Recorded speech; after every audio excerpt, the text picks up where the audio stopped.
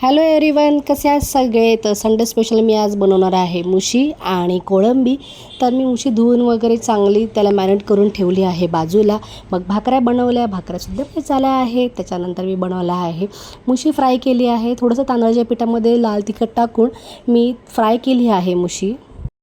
Fry करून झाल्यावरती मी बनवलं आहे सुकी कोळंबी. सो त्याच्यामध्ये कांदा, टोमॅटो, थोडीशी दालचिनी टाकली आहे, आलं लसूणची पेस्ट, थोडासा मसाला वगैरे टाकला आहे, कढीपत्ता टाकला आहे आणि ही चांगली छान अशी मी वाफेवर शिजवून घेतली आहे.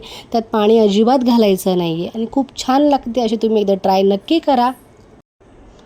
मस्त अशी माझी कोळंबी रेडी झाली आहे आणि खूप छान वास येत आहे, यम्मी. सो त्याच्यानंतर मी प्लेट तयार करत आहे. थोडी मुशी, अंड्याचा रसासुद्धा केला आहे, कोळंबी, राईस, भाकरी, कांदा आणि नॉनव्हेज थाळी रेडी झाली आहे. So enjoy. बाय, भेटूया नेक्स्ट व्लॉगमध्ये. बाय.